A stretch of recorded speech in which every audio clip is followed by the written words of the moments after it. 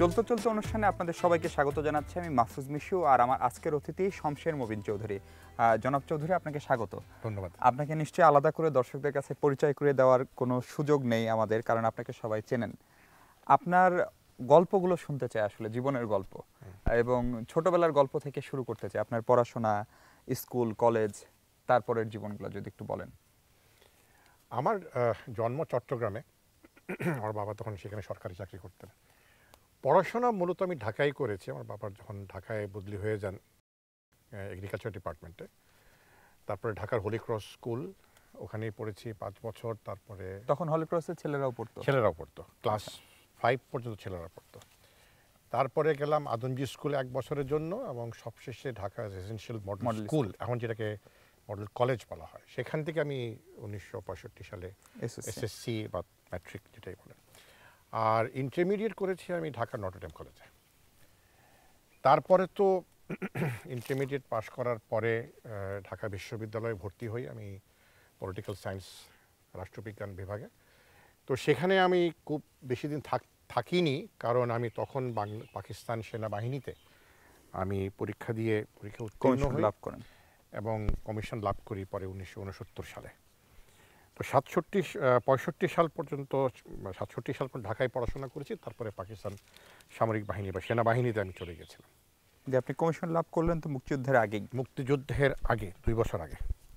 এবং প্রথম আমার চাকরি করি আমি যশোরে, ইস্ট বেঙ্গল রেজিমেন্টে, প্রথম ইস্ট বেঙ্গল রেজিমেন্ট। এবং প্রথম ইস্ট বেঙ্গল রেজিমেন্ট অত্যন্ত খ্যাতনামা একটি ইনফ্যান্ট্রি ইউনিট, কারণ তারা 1965 সালে ভারত যুদ্ধে অত্যন্ত সুনাম অর্জন করেছিল, সক্রিয় ভূমিকা পালন করেছিল।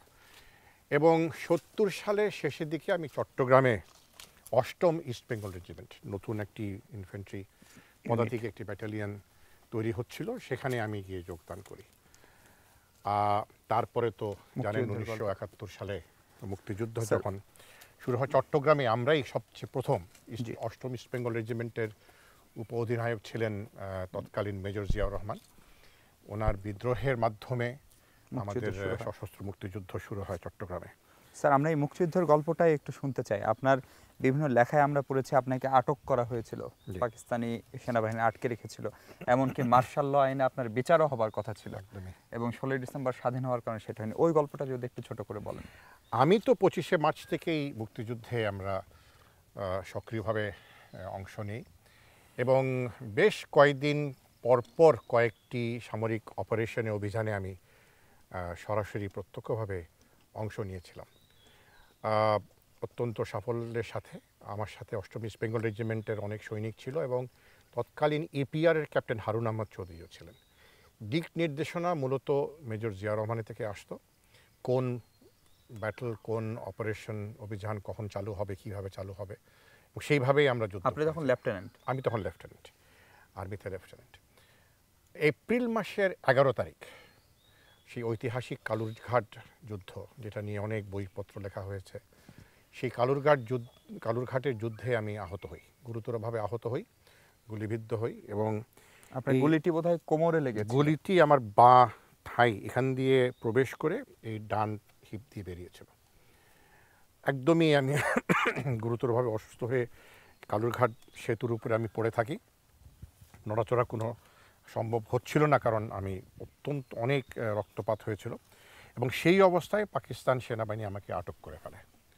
আটক করে কোথায় নিয়ে যায়? আটক করে প্রথমে তারা চট্টগ্রাম সার্কিট হাউস, যেখানে পাকিস্তান সেনাবাহিনীর ওখানে ঘাঁটি ছিল, তারপরে চট্টগ্রাম নেভেল হসপিটাল নামে একটা ছোটো হসপিটাল ছিল, ওখানে নিয়ে আমাকে প্রাথমিক কিছু চিকিৎসা দেওয়া হয়। এবং নেভেল হসপিটালে আমি ছিলাম 3 দিন। তারপরে চট্টগ্রাম ক্যান্টনমেন্টে সম্মিলিত সামরিক হাসপাতাল, যেটা সিএমএইচ, সেখানে স্থানান্তর করা হয়। চট্টগ্রামে ছিলাম আমি সিএমএইচে ছিলাম প্রায় 2 সপ্তাহ।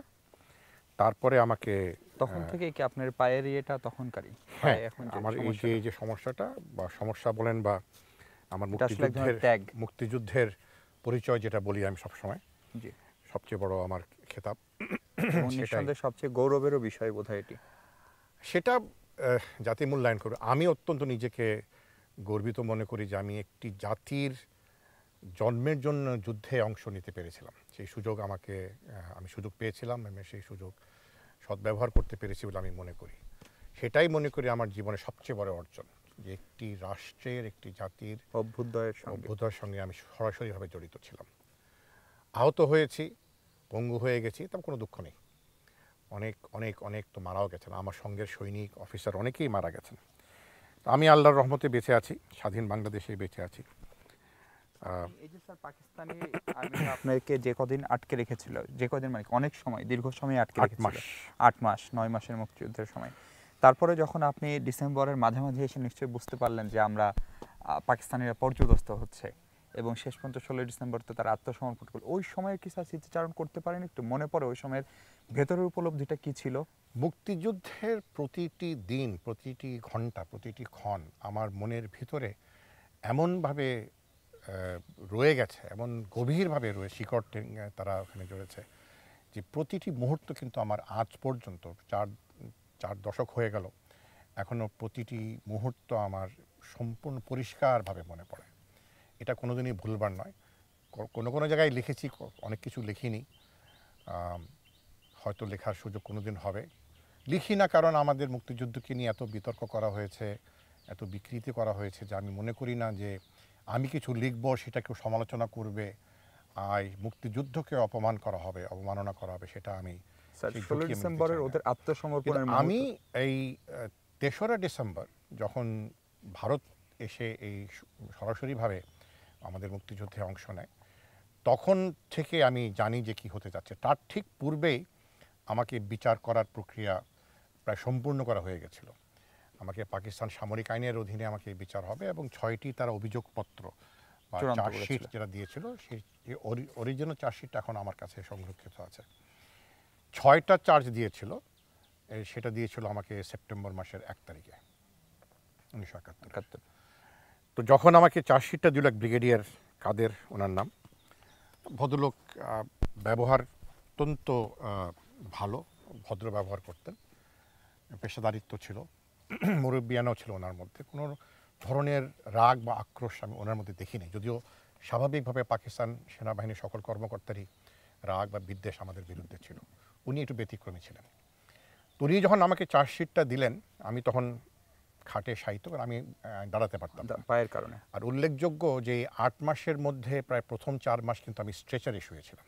আচ্ছা, ক্যান্টনমেন্টে যখন আমি ছিলাম, একটা স্ট্রেচারের উপরে আমি শুয়েছিলাম, আর 4টি মাস একটি স্ট্রেচারে শুয়েছিলাম। আমি দাঁড়াতে পারতাম না, ওই শুয়ে শুয়ে খাওয়া দাওয়া করতাম, নামাজ পড়তাম, যা করতাম সব শুয়ে শুয়ে করতে হতো। তখন উনি আমাকে চার্জশিটটা যখন দিলেন, আমি বিছনায় শুয়ে শুয়ে চার্জশিটটা পড়লাম, উনি আমার পাশে দাঁড়িয়েছিলেন। তো উনি বললেন যে তোমার কিছু বলার আছে?